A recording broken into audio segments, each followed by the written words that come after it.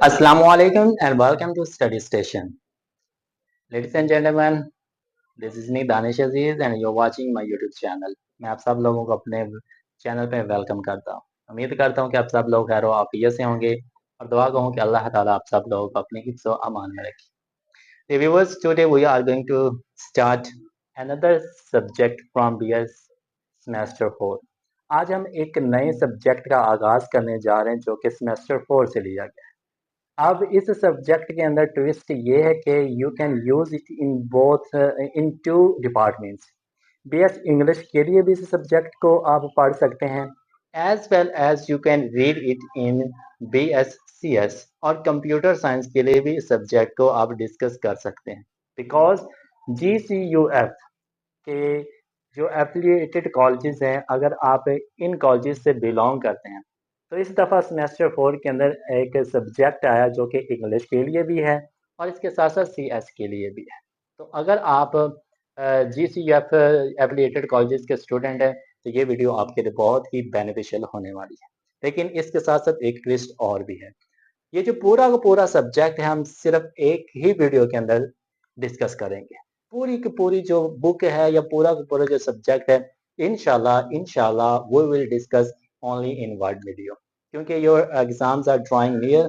हमारे पास टाइम कम है, इसके अलावा भी हमने कुछ वीडियोस को अपलोड करना है। तो इस वीडियो के ही अंदर हम पूरे के पूरे सब्जेक्ट को डिस्कस कर दें। जितने भी 7 to 8 टॉपिक्स होंगे वो सारे के सारे एक ही वीडियो के अंदर आपको मिल सकते हैं। तो वो चीज़ जो आप 3 से 4 महीनों तक कॉलेजेस में जाके पढ़ते हैं, खुद पढ़ते रहते हैं, क्या ही मज़ा हो, क्या ही अच्छा हो कि अगर वही 3 से 4 महीनों का जो ड्यूरेशन है वो आपके सिर्फ एक ही वीडियो के अंदर कवर हो जाए। जो वीडियो वो माइट भी आपकी लेंथ ही हो जाए, 1 घंटा लग जाए, 1 घंटे से प्लस हो जाए, 1.5 घंटा लग जाए, 2 घंटे लग जाए। लेकिन उस 1 घंटे या 1.5 घंटे के अंदर आपका पूरे के सेमेस्टर का जो सब्जेक्ट है वो कवर हो सकता है। So if you want to cover your subject as soon as possible, so this video is just for you. एक ही वीडियो के अंदर आपको पूरे का पूरा सब्जेक्ट देखने को मिल सकता है और एक ही सीटिंग के अंदर आप अपने सब्जेक्ट की मुकम्मल तैयारी कर सकते हैं। इट्स माय प्रॉमिस कि अगर आप इस वीडियो को मुकम्मल देख लेते हैं तो इस सब्जेक्ट के रिलेटेड जितने भी आपके टॉपिक्स हैं, जितनी भी क्वेरीज हैं, each and everything you will get in this video. आपको और किसी जगह पे और कहीं जाने की जरूरत भी नहीं होगी। तो इंशाल्लाह we will discuss each and everything in this video. So without wasting of time हम स्टार्ट करते हैं जी अपने इस सब्जेक्ट को। जी तो हमारे इस सब्जेक्ट का नाम है एक्सपोजिटरी राइटिंग। ये है जी हमारे इस सब्जेक्ट का नाम जिसके रिलेटेड हमने सारा का सारे जो टॉपिक्स हैं वो इसी वीडियो के अंदर डिस्कस करना है। सो वीडियो हमारी लेंथ ही होने वाली है तो हम जो इलॉजिकल चीजें हैं, जो अननेसेसरी चीजें हैं वो हम उनको डिस्कस नहीं करेंगे। हम सीधा अपने टॉपिक्स की बात करेंगे, अपने सिलेबस की बात करेंगे। सो इस वीडियो के अंदर जिस तरह आपको बता दिया कि सब कुछ डिस्कस किया जाएगा तो हम एक एक टॉपिक को पकड़ेंगे और एक एक टॉपिक को डिस्कस करते जाएंगे। सो let's get started with topic number 1। हम अपने टॉपिक नंबर 1 को डिस्कस करेंगे। इस टॉपिक के अंदर हम डिस्कस करेंगे जी अपने इस टाइटल को, एक्सपोजिटरी राइटिंग को। पहले इसको देख लेते हैं, बाद में हम दूसरी चीजों को देखेंगे। क्यों भाई, अगर बेस ही हमारी अच्छी नहीं होगी तो हम दूसरी चीजों को किस तरह से परखेंगे, दूसरी चीजों को परसू किस तरह से कर सकें। So let's see what is expository writing. अब एक्सपोजिटरी राइटिंग दो अल्फाज आपको यहाँ पे मिल रहे हैं, एक्सपोजिटरी एंड राइटिंग। पहले एक्सपोजिटरी को देख लेते हैं, फिर राइटिंग को देख लेते हैं। एक्सपोजिटरी, एक्सपोजिटरी के अगर आप चंक्स बनाएंगे, इसको तोड़ेंगे तो you can say expose. Expose करना, एक्सपोज करना क्या होता है? एक्सपोज करना है जी किसी को मंजरे आम पे लेके आना, किसी शख्स को बेनकाब करना है। And you know very well, जब एक चीज को बेनकाब किया जाता है तब भी उसका असल चेहरा हमारे सामने आता है। फॉर एग्जाम्पल जी, अगर एक मेल है, लड़का है, लड़के को अगर आप अबाया पहना के क्लास के अंदर भेज देंगे, so no one will recognise him, कोई बंदा उसको पहचान नहीं सकता। लेकिन जब उसके चेहरे से नकाब हटाया जाएगा, एक्सपोज किया जाएगा, then everyone will come to know कि भाई ये तो जेंडर ही और कोई है। तो बेसिकली एक्सपोज क्या होता है कि किसी छुपी हुई चीज को, किसी हिडन चीज को जब आप मंजरे आम पे ले आते हैं, जब आप किसी के सामने ले आते हैं, जब उसको खोल के रख देते हैं, क्लियर कर देते हैं, तो बेसिकली एक्सपोज बनता है।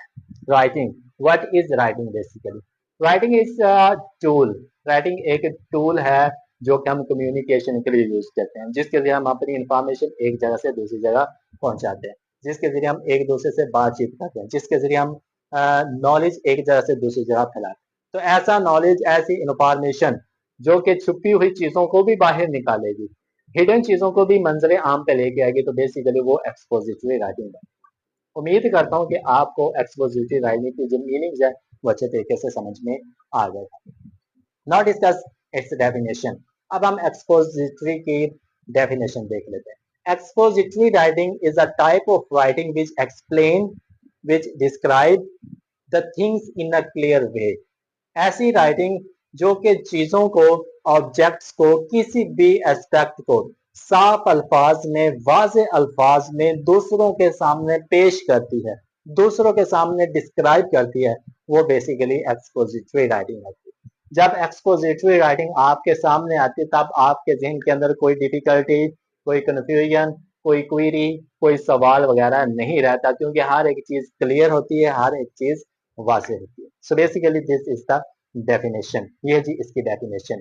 अब एक्सपोजिटरी राइटिंग हम एक एग्जांपल्स के थ्रू समझते हैं। आपको इमेजिनेशन के अंदर जाना पड़ेगा, इमेजिनेशन करते हैं जी, फिर हम एक्सपोजिटरी राइटिंग को समझते हैं। So let's get imagination. Imagination करते हैं जी। अब सोचें जी, इमेजिनेशन करें कि you are sitting in a big hall. आप एक बहुत बड़े हॉल के अंदर बैठे हैं and you are waiting for a Twitter और अ लीडर और अ स्पीकर। वो जो हॉल है वो स्टूडेंट से भरा हुआ है, सारे के सारे जो स्टूडेंट्स है, तालिब इल्म है, वो अपने टीचर, अपने ट्विटर, अपने लीडर का इंतजार कर रहे हैं कि वो आए और एक टॉपिक हमारे सामने प्रेजेंट कर दे। जो टॉपिक है वो एक साइंटिफिक सब्जेक्ट के ऊपर, साइंटिफिक टॉपिक के ऊपर उसने प्रेजेंट करना है।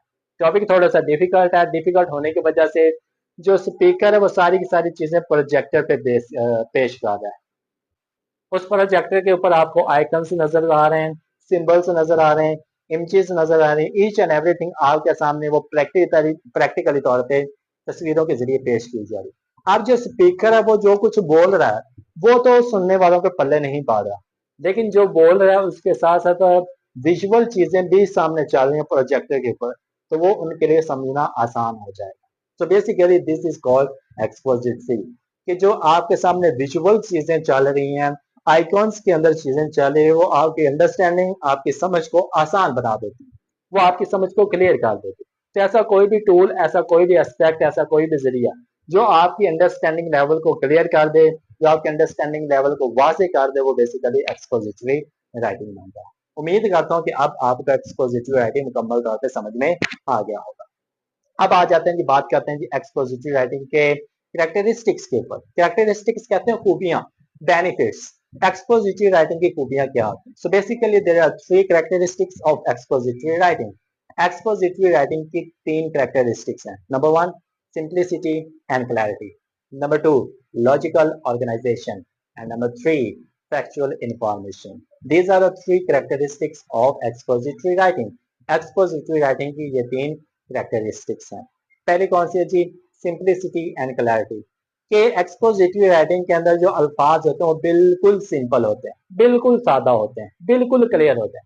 इतने क्लियर और इतने सादा होते हैं कि आप पहली दफा ही रीडिंग कर रहे होंगे तो वो आपको सारी की सारी जो मालूमात है वो समझ में आ जाएगी। दूसरी, लॉजिकल ऑर्गेनाइजेशन। इसमें अल्फाज की, वाकयात की, हिस्ट्री की इस तरह से तरतीब की दी जाती है कि आपको किसी किस्म की कंफ्यूजन नहीं होती। आप जो जो चीज पढ़ते जाते हैं वो चीज आपके जहन के अंदर, इंटरनल स्टोरेज के अंदर वो चीज बैठती जाती है। And number three, factual information. Expository writing के अंदर जो भी फैक्ट्स बताए जाते हैं, जो भी मालूमात दी जाती है वो टोटली तौर पर फैक्चुअल होती है, वो सच्ची होती है, उसका हकीकत से ताल्लुक होता है। आप इसके अंदर झूठ, फिक्शनल चीजें नहीं डाल सकते। So basically these are the three characteristics of expository writing. अब इन तीन कैरेक्टरिस्टिक्स अगर हम एग्जाम्पल पे बेस करेंगे, अप्लाई करेंगे, तो हमारे पास एक टॉपिक है जी, how to make a cup of tea. कि जो चाय का कप है वो किस तरह से बनाया जाता है। अब चाय का कप बनाने के लिए क्या करेंगे आप? यू विल गेट अ केतली। आप एक केतली लेंगे, चीनी लेंगे, दूध लेंगे, उसके अंदर पानी गर्म करेंगे और सारी चीजें, इंग्रेडिएंट्स उस पानी के अंदर, दूध के अंदर डाल देंगे। फिर आप उसको बॉयल करेंगे, बॉयल करने के बाद उसका जो पैक है वो उसके अंदर डालेंगे और आपकी जो चाय है वो आपके सामने बन के तैयार हो जाए। तो ये जो चीजें हैं ये सारी की सारी एक ऑर्गेनाइज्ड वे में हमारे पास आई, एक सिंपल वे में हमारे पास आई और सारे के सारे फैक्चुअल बेस्ड चीजें हमारे सामने हैं। तो जो एक्सपोजिटरी राइटिंग की तीनों करेक्टरिस्टिक्स हैं वो आप इस एग्जांपल्स के थ्रू समझ सकते हैं। हर एक चीज एक ऑर्डर के अंदर, हर एक चीज आसान अल्फाज के अंदर और हर एक चीज हकीकत में मबनी हमारे सामने पेश की गई है। So this is all about the characteristics of expository writing. तो ये जी एक्सपोजिटरी राइटिंग की तीन कैरेक्टरिस्टिक है। अब हमारे पास जो अगला टॉपिक आ जाता है वो आ जाता है जी एक्सपोजिटरी राइटिंग की टाइप्स के ऊपर। क्या एक्सपोजिटरी राइटिंग तो है लेकिन क्या इसकी टाइप्स भी हैं? जी। So there are 5 types of expository writing. Expository writing की 5 टाइप्स हैं जी। Type number 1 descriptive expository writing, number 2 process expository writing, number 3 comparison and contrast expository writing, number 4 cause and effect expository writing, and last one problem and solution expository writing. ये 5 types हैं जी आपके expository writing. अब हम discuss कर लेते हैं जी इन types को बारी बारी के। ये टाइप जो टाइप्स हैं वो कौन कौन सी हैं। तो नंबर 1 पे जो हमारे पास टाइप आती है वो आती है descriptive expository writing. What is descriptive expository writing?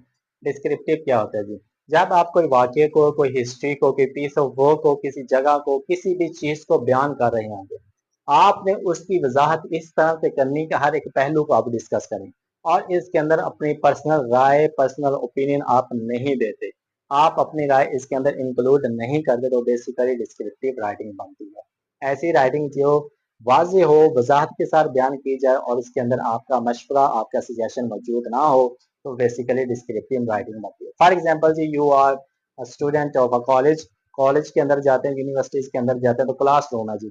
अब आप क्लासरूम के बारे में लिखना चाहेंगे तो आप क्लासरूम के अंदर जितनी भी चीजें ऑब्जेक्ट्स मौजूद हैं आप उनके बारे में लिखेंगे। तो इस तरह की इनकी अरेंजमेंट्स हुई है, यहाँ पे व्हाइट बोर्ड है, यहाँ पे चेयर्स हैं, यहाँ पे वॉल का ये कलर है, वॉल के ऊपर इस तरह की डेकोरेशन हुई है।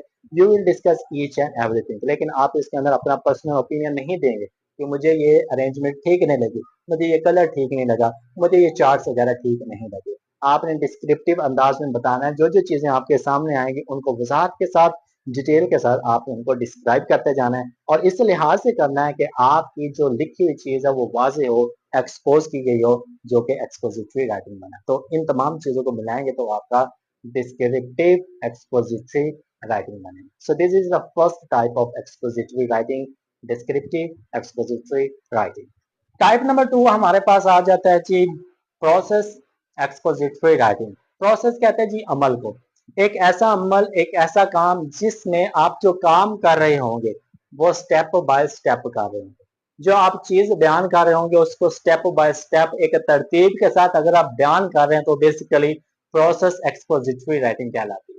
जिस तरह हमने how to make a cup of tea की एग्जांपल ली थी, जब आप ये प्रोसेस लेके आते हैं, ये एग्जांपल लेके आते हैं, तो इसके अंदर जो आप काम कर रहे थे वो स्टेप बाय स्टेप कर रहे थे, एक तरतीब के साथ कर रहे थे। पहले केटली ली, केटली के बाद आपने दूध लिया, दूध लेने के बाद पानी लिया, पानी लेने के बाद आपने उसको आग पे रखा, आग पे रखने के बाद आपने उसके अंदर वो पत्ती वगैरह डाली, चाय बन के आपकी तैयार होगी। तो ये सारी चीजें वो आप स्टेप बाय स्टेप कर रहे हो, एक तरतीब के साथ कर रहे हो।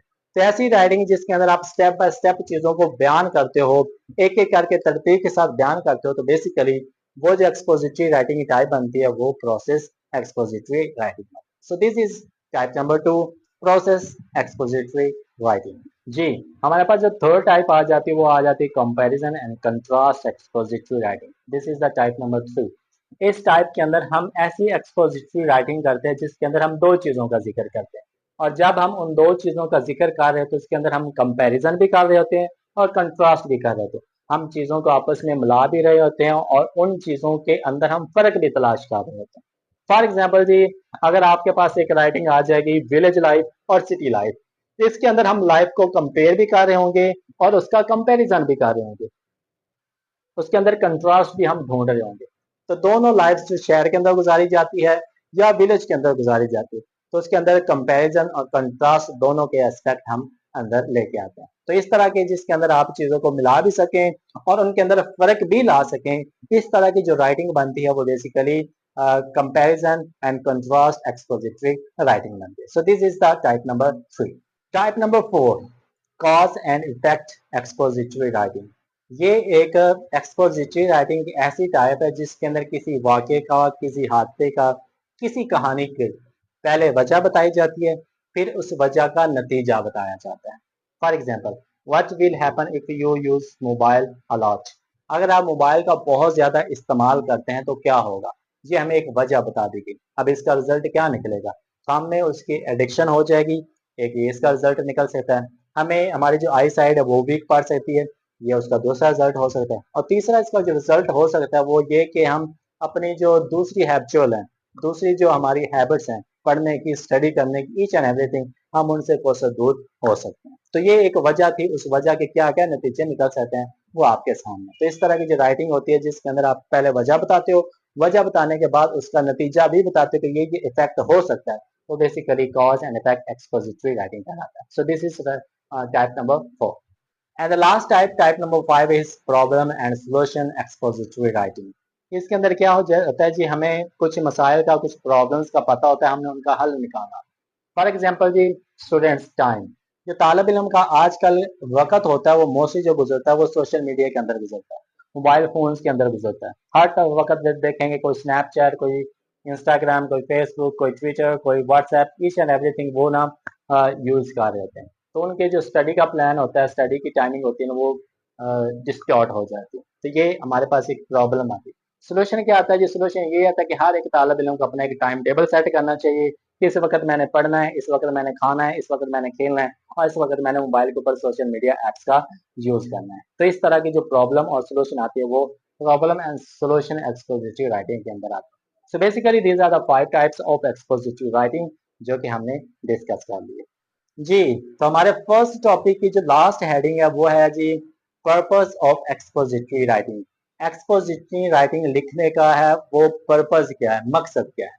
तो बेसिकली जिस तरह इसकी 5 टाइप्स हैं, उसी तरह एक्सपोजिटरी के 5 पर्पस भी बताए गए हैं कि एक्सपोजिटरी राइटिंग लिखने का मकसद क्या क्या हो सकता है। So the very first one is to explain, कि आप जो चीज लिख रहे हैं वो आपने इस अंदाज से लिखनी है, इन अल्फाज के अंदर लिखनी है कि पढ़ने वाला जब पढ़े, सुनने वाला जब सुने, तो उसको फर्स्ट टर्म के अंदर ही वो चीज वाजे हो जानी चाहिए।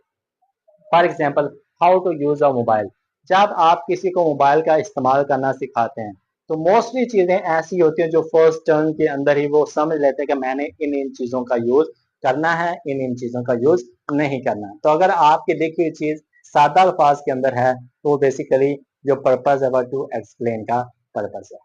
एक्सपोजिटरी राइटिंग का जी जो ऑब्जेक्टिव पर्पस नंबर 2 है वो जी टू इन्फॉर्म। एक्सपोजिटरी राइटिंग का जो दूसरा ऑब्जेक्टिव होता है वो इन्फॉर्म करना होता है, कि राइटर्स और दूसरे जो रीडर्स हैं, जो पढ़ने वाले हैं, उनको इन्फॉर्म डिफरेंट वेज के साथ करना, नई इंफॉर्मेशन, नई मालूमात के साथ इन्फॉर्म करना।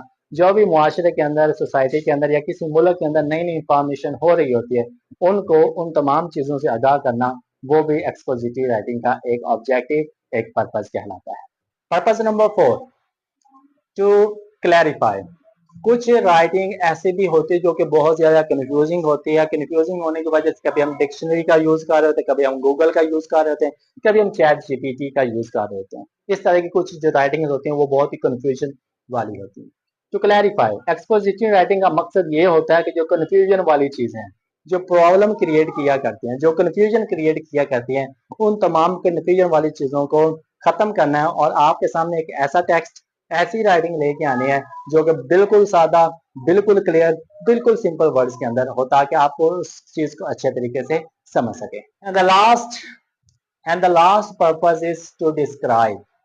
एक्सपोजिटरी राइटिंग का जो आखिरी मकसद होता है वो डिस्क्राइब करना होता है, कि आपने चीजों को इस लिहाज से डिस्क्राइब, इस लिहाज से वजाहत करनी है, इस लिहाज से दूसरे लोगों को बताना है कि जब आप बता रहे हो, जब आप लिख रहे हो और जब वो पढ़ रहे हो तो वो उन तमाम चीजों को महसूस कर सके, वो उन तमाम चीजों को फील कर सके कि मौजूदा दौर के अंदर भी जो आपने पास्ट के अंदर चीज लिखी हुई है वो उनको फील हो रही है। तो इस तरह की जो राइटिंग होगी वो एक्सपोजिटरी आपके सामने पेश करता है, जिसको टू डिस्क्राइब के नाम से जाना जाता है। So basically these are the 5 purposes, these are the 5 objectives of expository writing। ये expository writing के 5 मकासद है जो हमने आपके सामने डिस्कस की।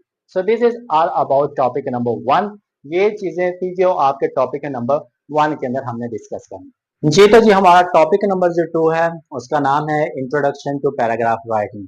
पैराग्राफ किस तरह से लिखा जाता है आज हमने उसको इंट्रोड्यूस करवाना है। पैराग्राफ होता क्या है, देखिए जी, किसी भी जो चीज का आगाज होता है वो साउंड से होता है, एक आवाज से होता है। जब आवाज प्रोनाउंस की जाती है तो वो लेटर बन जाता है। जब लेटर इकट्ठे होते हैं तो वो वर्ड बनता है, और जब वर्ड्स इकट्ठे होते हैं तो वो फ्रेज और क्लॉज बनती है, और जब फ्रेज और क्लॉज इकट्ठे होते हैं तो वो एक सेंटेंस बनता है, और जब हम सेंटेंसेस को इकट्ठा करते हैं तो बेसिकली एक पैराग्राफ बनता है। तो पैराग्राफ क्या हुआ? Basically paragraph is the combination of the sentences. जो जुमलों का एक मजमूआ होता है हम उसको पैराग्राफ कहते हैं। पैराग्राफ की पहले ये डेफिनेशन ज़हन में रखिएगा। पैराग्राफ जो दूसरी डेफिनेशन है वो ये ज़हन में रखने की, ये सिर्फ एक ही टाइटल, एक ही टॉपिक के गिर्द घूम रहा होता है। एक पैराग्राफ के अंदर आप मल्टीपल टॉपिक्स ऐड नहीं कर सकते। पैराग्राफ हमेशा एक ही टॉपिक, एक ही सब्जेक्ट के गिर्द घूम रहा होता है। जो आप हिसाब से चीज लेके चल रहे हैं उसी के ऊपर आपने एंड करना होता है। तो ये दो चीजें आपने पैराग्राफ राइटिंग के अंदर ज़हन में रखनी है। पैराग्राफ राइटिंग के अंदर और क्या चीजें आ सकती हैं हम देखेंगे इसके स्ट्रक्चर के अंदर। स्ट्रक्चर क्या होता है जी पैराग्राफ राइटिंग का? पैराग्राफ का जो स्ट्रक्चर होता है उसके अंदर तीन चीजें होती हैं। Number one introduction, number two body paragraph, and number three is conclusion. These are the basic things of paragraph writing. Paragraph लिखते हुए इन तीन चीजों का आपको अच्छे तरीके से पता होना चाहिए। इंट्रोडक्शन का, बॉडी पैराग्राफ का, और इसके साथ साथ कंक्लूजन का। अब हम इन एक एक को डिस्कस करते हैं। इंट्रोडक्शन। इंट्रोडक्शन क्या होता है जी? एक तारुफ होता है। ये एक चीज की, किसी भी चीज की जान होती है। इंट्रोडक्शन होता है क्या? It is like a gate. ये एक दरवाजे की तरह होता है। जब आप दरवाजा खोलते हैं तब आपको सामने नजर आता है कि क्या क्या चीजें हो सकती हैं। तो जब आप इंट्रोडक्शन किसी चीज का देते हैं, इट मीन्स आप किसी इंसान को एक बड़ी चीज की तरफ लेके जा रहे हैं।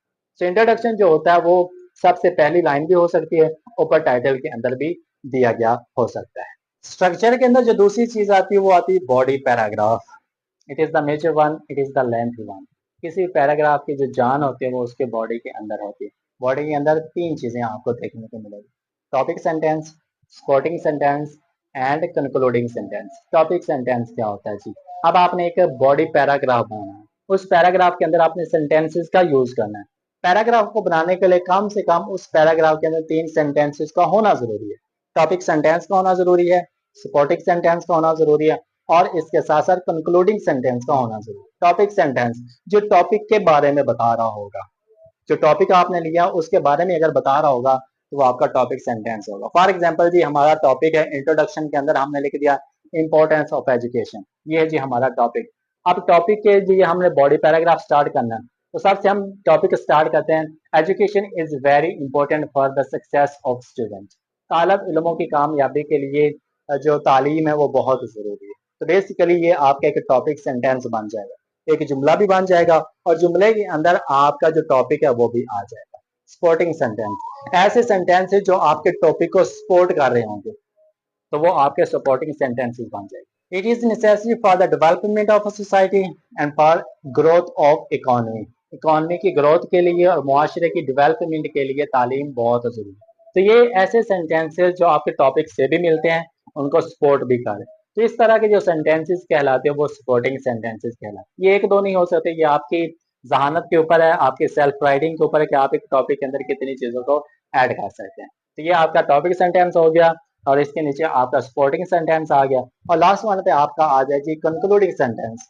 अब कंक्लूडिंग सेंटेंस के अंदर आप क्या लिख सकते हैं? तो आप उसी पैराग्राफ के एंड पे लिख सकते हैं, so we can say education is not just a tool, it is a gateway to success.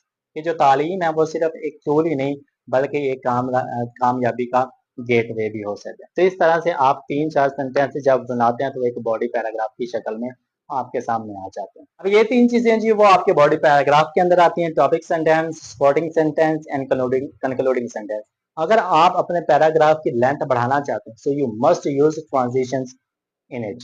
तो आप उनके अंदर ट्रांजिशंस का भी यूज कर सकते हैं। ट्रांजिशंस क्या होती हैं? ऐसे अल्फाज जो अल्फाज भी हो सकते हैं, वर्ड्स भी हो सकते हैं, फ्रेजेस भी हो सकते हैं, जो दो चीजों को आपस में जोड़ देते हैं। जिस तरह आप एंड का यूज करते हैं, जिस तरह आप बट का यूज करते हैं, जिस तरह आप हाउ एवर का यूज करते हैं, जिस तरह आप बिकॉज का यूज करते हैं, ये ऐसे अल्फाज हैं जो दो चीजों को, दो जुमलों को आपस में जोड़ते हैं। जब आप इन ट्रांजिशन का यूज करते हैं तब आपके जो बॉडी पैराग्राफ की लेंथ है वो ऑटोमेटिकली इंक्रीज होती रहती है। तो ये था जी आपके स्ट्रक्चर के अंदर इंट्रोडक्शन, बॉडी पैराग्राफ, और बॉडी पैराग्राफ के अंदर आपके आगे मजीद चार चीजें आ जाएंगी। आपका टॉपिक सेंटेंस आ जाता है, आपका सपोर्टिंग सेंटेंस आ जाता है, आपका कंक्लूडिंग सेंटेंस आ जाता है और इसके साथ साथ आपकी ट्रांजिशंस भी आ जाती है। So next and last topic number to का जो आखिरी हमारे पास हेडिंग है या टॉपिक है वो है जी development of paragraph writing. Paragraph writing की डेवलपमेंट कि अगर आप पैराग्राफ लिख रहे हैं उसकी आप लेंथ किस तरह से बढ़ा सकते हैं। तो इसके लिए आपको तीन चीजों का पता होना चाहिए। Number one is unity, unity का पता होना चाहिए। नंबर टू कोहेरेंस, कोहेरेंस क्या होती है इसका अच्छे तरीके से पता होना चाहिए। एंड लास्ट थिंग वैरायटी, इन तीन चीजों का आपको अच्छे तरीके से पता होना चाहिए अगर आप अपने पैराग्राफ राइटिंग के अंदर डेवलपमेंट लाना चाहते हैं। यूनिटी क्या होती है? यूनिटी बेसिकली आपको पता है कि इत्तेहाद होता है। जब आप कोई चीज लिख रहे होते हैं उनके अंदर भी यूनिटी नहीं होगी तो पढ़ने वाला उसको कभी भी नहीं पढ़ेगा। एक जुमला दूसरे जुमले से मैच करना चाहिए। जुमला नंबर टू पहले जुमले से मैच करना चाहिए। इस तरह आपने लिंक बढ़ाते जाना है। जिस जिस तरह आप लेंथ बढ़ाते जाएंगे उसी तरह जो पीछे वाले सेंटेंसेस है वो आगे वाले सेंटेंसेस को सपोर्ट करते जाएंगे और जब चीज सपोर्ट करती जाती है तो वो एक दूसरे के साथ मिलती जाती है और जब चीज मिलती है तो उसके अंदर जो यूनिटी होती है वो ऑटोमेटिकली पाई जाती है। नंबर टू कोहेरेंस, कोहेरेंस के अंदर आप चीज याद रखिए कि किसके अंदर आपने लॉजिकल ऑर्डर लेके आना है, लॉजिकल ऑर्गेनाइजेशन लेके आना है। जब आप वाकयात का जिक्र कर रहे हो, हिस्ट्री का जिक्र कर रहे हो, डेट्स का जिक्र कर रहे हो तब आपने तमाम चीजों को एक तरतीब के साथ लेके चलना है। जब आप चीजों को तरतीब के साथ लेके चलते हैं तो वो आसानी से समझ में आ जाती है। तो डेवलपमेंट के लिए पैराग्राफ राइटिंग के लिए उसके अंदर कोहेरेंस या लॉजिकल ऑर्डर बहुत जरूरी होता है। And the last thing variety. What variety क्या होता है जी? वैरायटी के अंदर बेसिकली रेपिटेशन से बचना होता है कि अल्फाज जो आप एक यूज कर देते हो उसको बार बार यूज नहीं करना चाहिए। जब आप एक ही लफ्ज को बार बार यूज करते रहते हैं, for example importance of education, तो एजुकेशन का जो वर्ड है मैं अगर हर एक जुमले के अंदर डाल दूंगा तो वो जो मेरी राइटिंग है उसको डल कर देगा, उसको बोर कर देगा। तो ऐसी चीजों से आपने बचना है, बोरियत से बचना है, डलनेस से बचना है, आपने वैरायटी से बचना है। आपने एक लफ्ज का बार बार इस्तेमाल नहीं करना, कोशिश करनी कि उसका सिनोनिम आपको पता होना चाहिए। एक जुमले के अंदर बॉल ऑल पर बोलें, दूसरे जुमले के अंदर उसका अल्टरनेटिव आपने कोई वर्ड का यूज करना है। So this is all about topic number two. Topic number two था जो paragraph writing, introduction to paragraph writing. उसके अंदर जो चीजें थी वो हमने डिस्कस कर ली। पहले हमने उसका इंट्रोडक्शन पढ़ा, फिर हमने उसका स्ट्रक्चर पढ़ा, स्ट्रक्चर पढ़ने के बाद हमने उसकी डेवलपमेंट पढ़ी। तो ये तीन चीजें थी जो आपके टॉपिक नंबर टू के अंदर आती है जी। तो अब बारी आती है टॉपिक नंबर थ्री की। The topic number three is writing process. Topic का नाम है जी राइटिंग प्रोसेस। इससे पहले तो हम हर टॉपिक के साथ राइटिंग का जो वर्ड था ये आ रहा था लेकिन हम उसको इग्नोर कर रहे थे। But in this topic, topic number three, we will discuss what is writing basically. Writing देखेंगे, बाद में हम देखेंगे कि राइटिंग का प्रोसेस क्या होता है, हम राइटिंग किस तरह से कर सकते हैं। So let's get started with writing. What is writing? Writing basically दो लिहाज से आपने इसको याद रखना है। Writing is an art. जो राइटिंग होती है वो एक आर्ट होता है, एक कला होती है, एक फन होता है। आर्ट ऑफ कम्युनिकेटिंग, ये बातचीत करने का एक आर्ट होता है। आर्ट बेसिकली होता क्या है? एक कला होती है, एक फन होता है और इसके अंदर जो आप काम करते हो बड़े ही ब्यूटीफुल तरीके से, शानदार तरीके से, खूबसूरत तरीके से, मीन्स के ऐसा काम जिसके अंदर कमी नहीं रहती, वो आपका आर्ट कहलाता है। फॉर एग्जाम्पल जी, व्हेन यू हैव सीन के जब कोई मेहंदी लगा रहा होगा तो बड़े ही खूबसूरत तरीके से लगा रहा होगा, तो बेसिकली वो एक आर्ट होता है। जब खवातीन मेकअप करती है तो वो भी बेसिकली एक आर्ट होता है क्योंकि हर एक चीज एक प्रॉपर अंदाज से, शानदार तरीके से वो की जाती है, जिसकी वजह से उसको भी एक आर्ट कहते हैं। तो बेसिकली राइटिंग भी एक आर्ट होता है जिसके अंदर हम चीजों को बड़े ही खूबसूरत तरीके से, बड़े ही शानदार तरीके से लिखते हैं ताकि पढ़ने वाले को हर एक चीज अच्छे से समझ में आ जाए। सो basically writing is an art. किस चीज का आर्ट?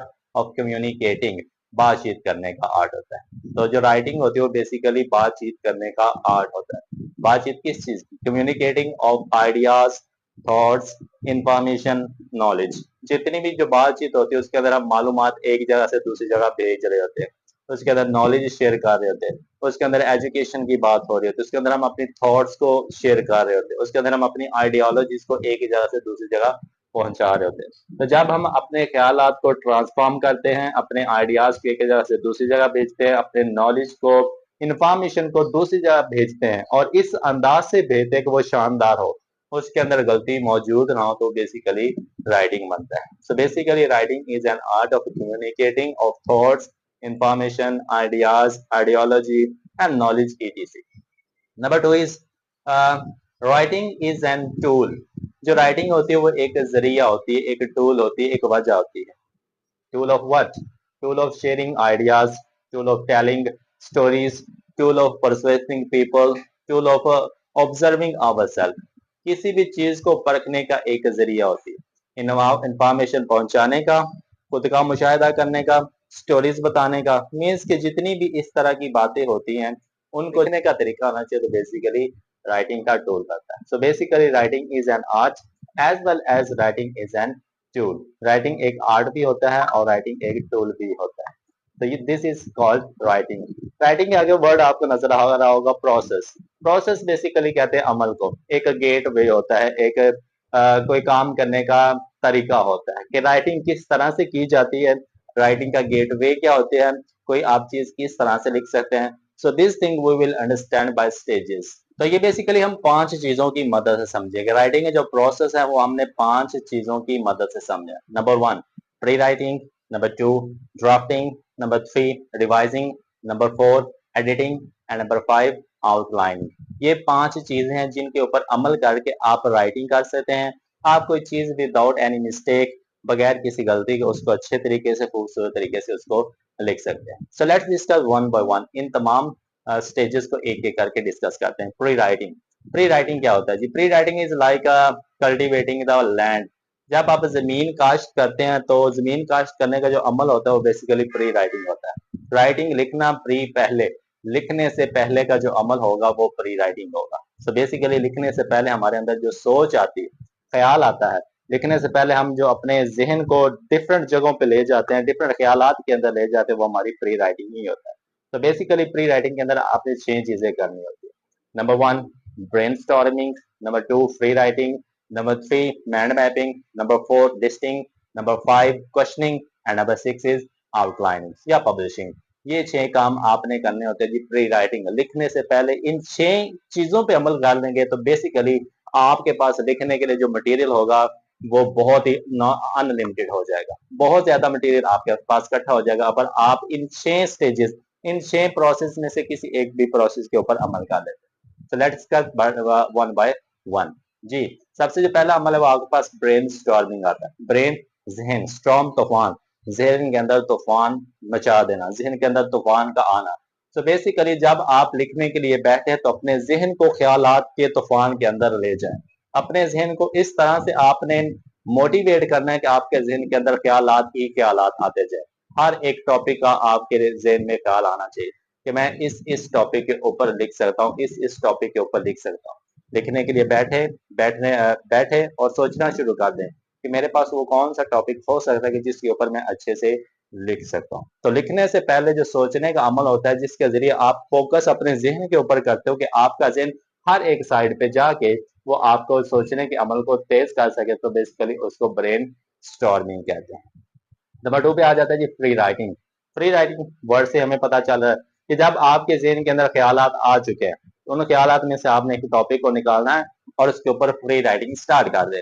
फ्री राइटिंग क्या होता है जी? ऐसी राइटिंग जिसको आप बगैर सोचे, बगैर समझे, बगैर ग्रामर का लिहाज किए लिखना शुरू कर देते हैं. That is called free writing. तो वो फ्री राइटिंग कहलाती है. फॉर एग्जाम्पल जी, आपने ब्रेन स्टॉर्मिंग के अंदर एक टॉपिक लिया, द इम्पोर्टेंस ऑफ एजुकेशन. हम इसी एक एग्जाम्पल को लेके चलें.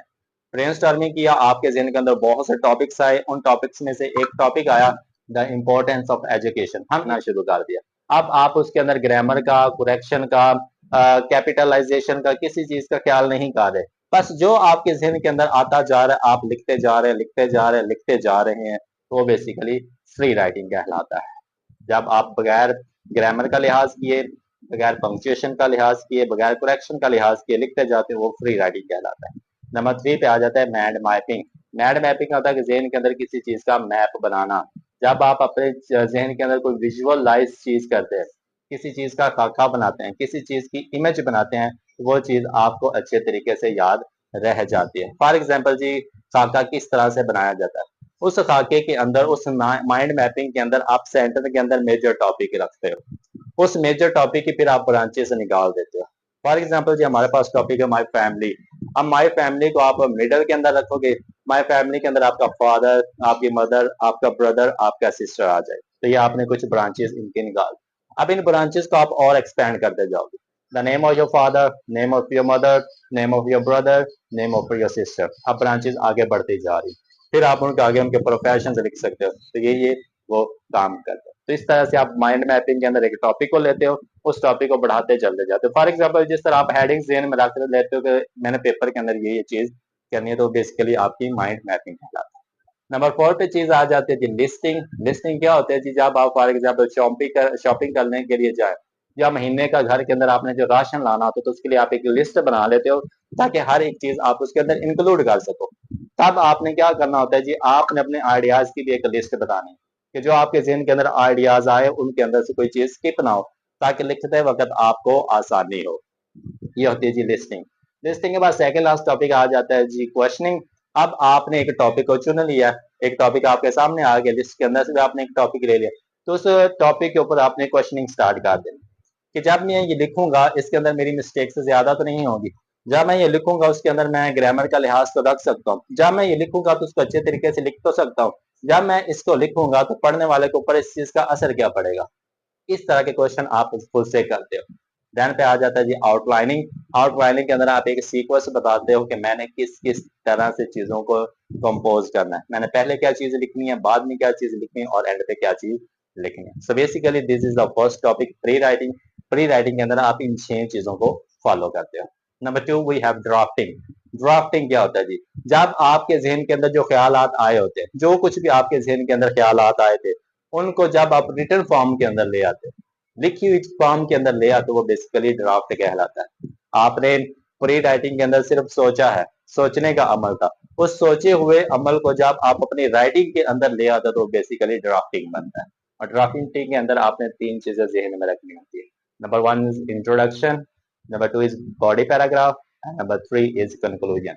ये ड्राफ्टिंग के अंदर आपने एक खाका, एक शक्ल बनानी होती है कि आप चीजों को किस तरह से लेके चलेंगे। तो उसके अंदर ये 3 चीजों का इंक्लूड आपने इन 3 चीजों का लाजमी तौर पर करना। नंबर 3 हमारे पास आ जाता है जी रिवाइजिंग।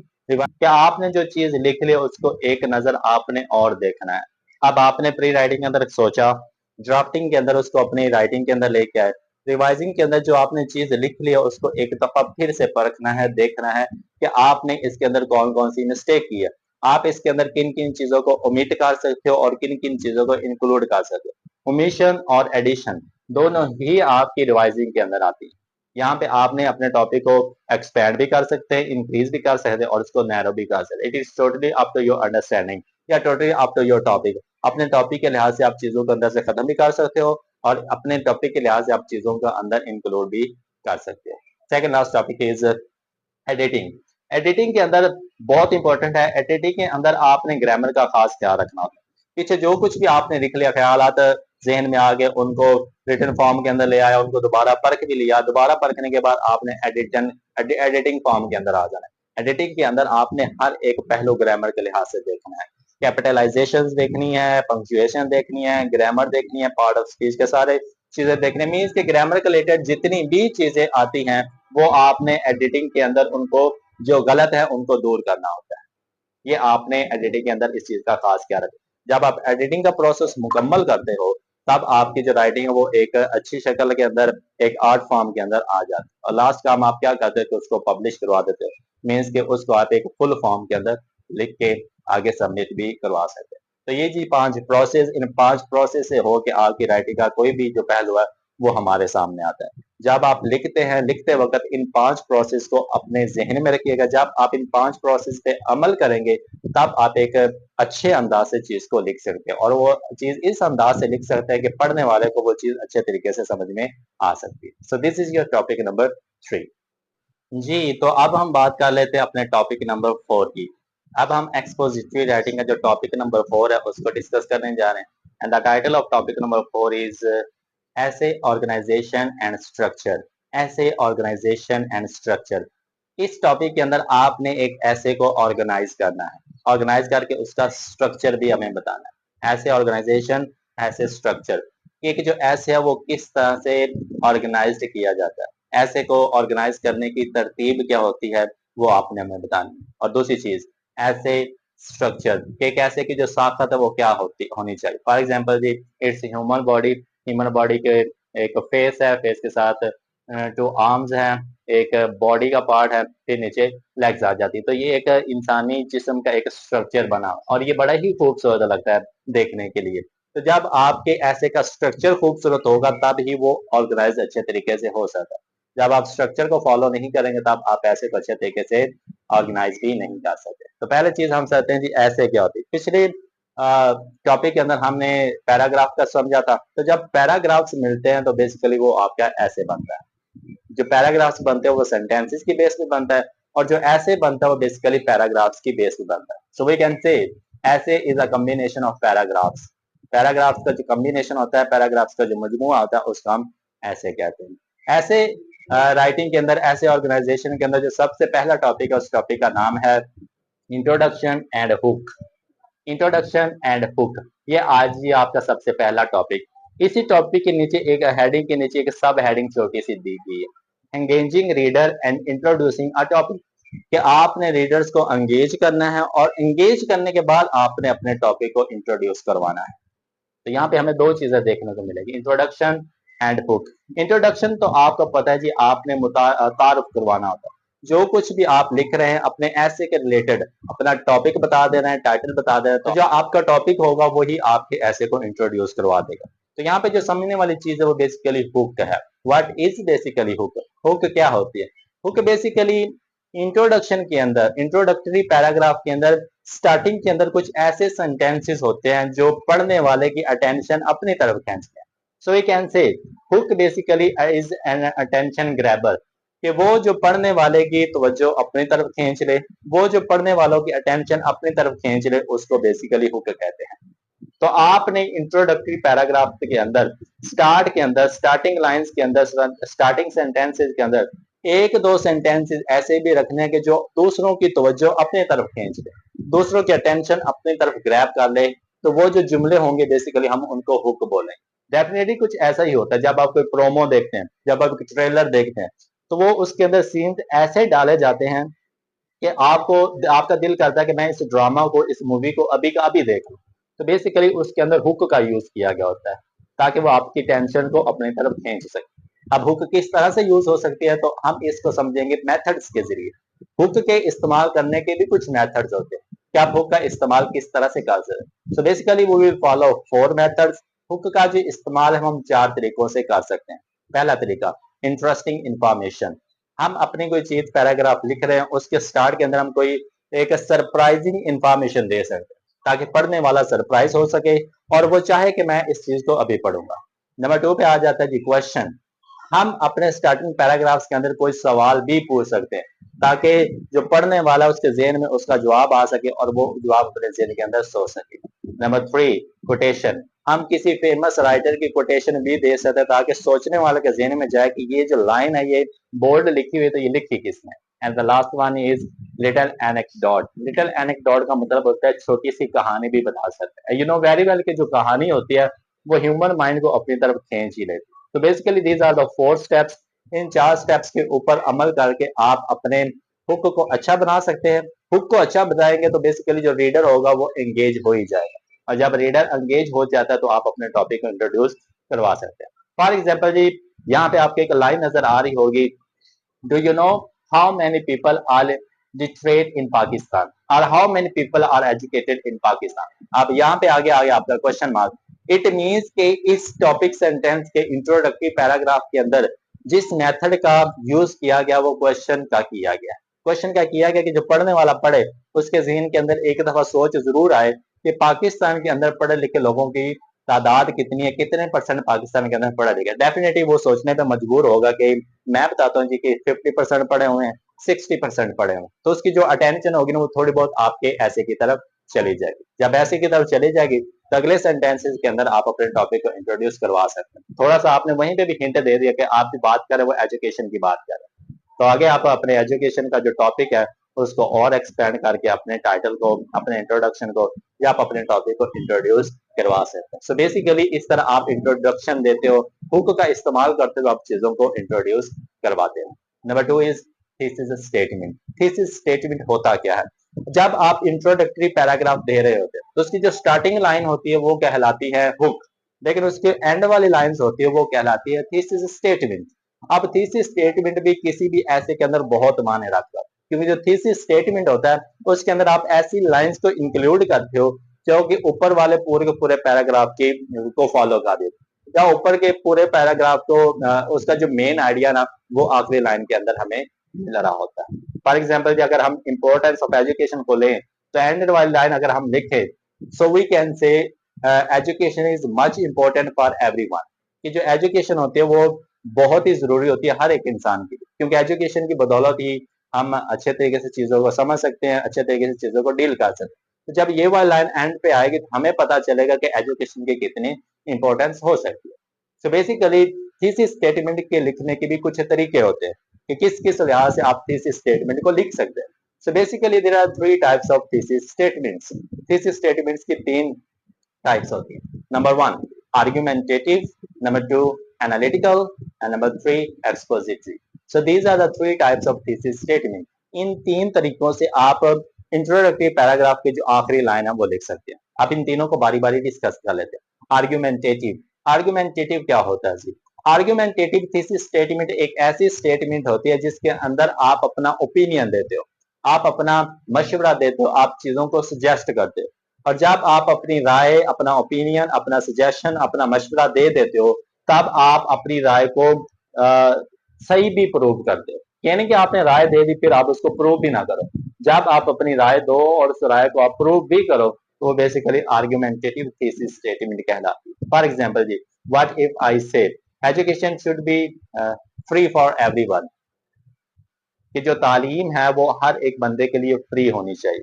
जब तालीम फ्री होगी तो हर एक बंदा पढ़ सकता है और पढ़ने के बाद वो कामयाब हो सकता है। तो यहाँ पे मैंने एक अपनी राय दी, एजुकेशन शुड बी फ्री, कि तालीम फ्री होनी चाहिए, ये एक मेरी राय है। अब इस राय का मैं प्रूव किस तरह से करूंगा कि जब हर एक बंदा तालीम हासिल करेगा तो कामयाब जरूर हो जाएगा, गुर्बत खत्म हो जाएगी, जो मुल्क के हालात हैं वो बेहतर हो सकते हैं। तो इस चीज को मैंने अपनी राय दी, अपनी राय को मैंने ठीक साबित किया, तो बेसिकली क्या कहलाएगा? Argumentative thesis statement. तो इस तरह की थीसिस स्टेटमेंट आप अपनी आखिरी लाइन के अंदर भी दे सकते हैं, अपना मशवरा देंगे, उस मशवरे को आप प्रूव भी करेंगे। नंबर टू पे आ जाता है जी analytical thesis statement. Analytical thesis statement क्या होता है? इसके अंदर जो टॉपिक होता है ना, जो आपको ऊपर वाला टॉपिक चल रहा होता है, उस टॉपिक के आप कुछ चंक्स बना लेते हो, कुछ हिस्से बना लेते हो, और फिर उन हिस्सों को आप डिफाइन करना शुरू कर देते हो। फॉर एग्जाम्पल जी, education is compulsory for economic growth, societal development and success. यहाँ पे मैंने तीन अल्फाज बोले कि जो एजुकेशन है वो इकोनॉमिक ग्रोथ के लिए, सोसाइटल डेवलपमेंट के लिए और कामयाबी के लिए जरूरी है।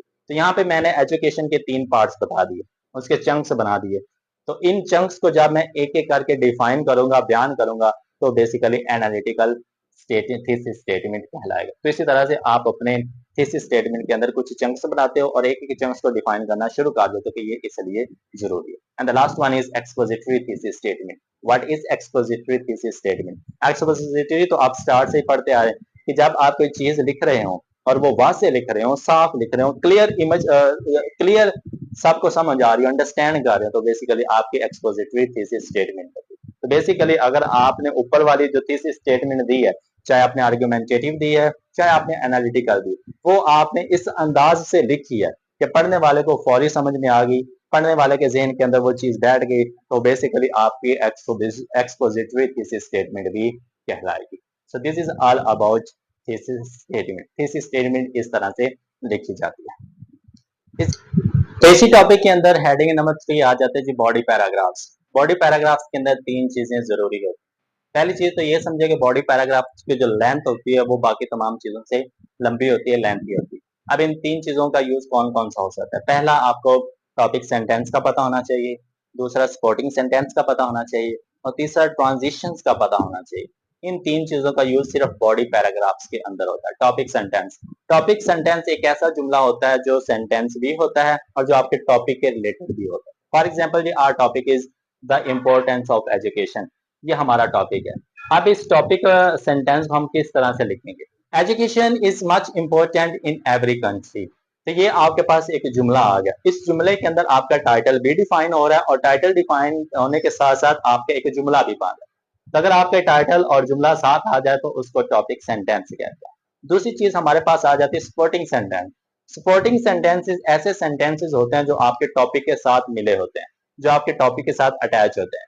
जो आपने टॉपिक सेंटेंस बोल दिया उससे रिलेटेड ही आपने नीचे वाले सेंटेंस को बोलना, तो आपके सपोर्टिंग सेंटेंस बन जाए।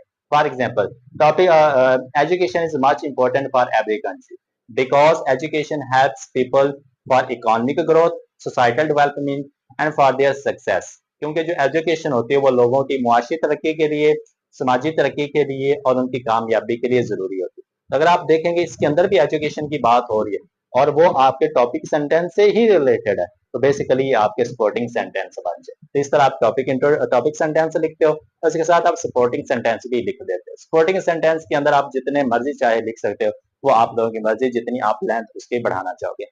नंबर 3 आ जाता है जी ट्रांजिशंस। ट्रांजिशंस क्या होता है, पहले इस चीज को समझते हैं। ट्रांजिशंस बेसिकली ऐसा लफ्ज या ऐसे अल्फाज होते हैं जो जुमलों को आपस में जोड़ने के लिए यूज किए जाते हैं, जिस तरह आप एंड और बट का यूज करते हैं। तो बेसिकली ये आपकी ट्रांजिशंस कहलाते हैं। ट्रांजिशन आप 5 तरह से यूज कर सकते हैं। नंबर 1 एडिशन के लिए, नंबर 2 कंट्रास्ट के लिए, नंबर 3 कॉज एंड इफेक्ट के लिए, नंबर 4 एग्जाम्पल्स के लिए एंड नंबर 5 आप यूज कर सकते हो इसको अपने सीक्वेंस के लिए। ये 5 तरह से आप ट्रांजिशन यूज कर सकते हो। इन 5 तरह के अंदर कौन कौन से अल्फाज आते हैं वो देख लीजिए, ये रहे आपकी स्क्रीन के ऊपर। एडिशन के अंदर आप इन अल्फाज का यूज करते हो, आगे कंट्रास्ट के अंदर आप इन अल्फाज का यूज करते हो, कॉज एंड इफेक्ट के अंदर इन अल्फाज का यूज करते हो और एग्जाम्पल्स के अंदर इन अल्फाज का यूज करते हो, लास्ट के सीक्वेंस के लिए आप इन अल्फाज का यूज करते हैं। तो ये ट्रांजिशन वर्ड्स हैं, इन वर्ड्स की मदद से आप जुमलों को आपस में जोड़ते हैं और ये आपकी लेंथ बढ़ाने के लिए ट्रांजिशन बहुत ही फायदेमंद होती है।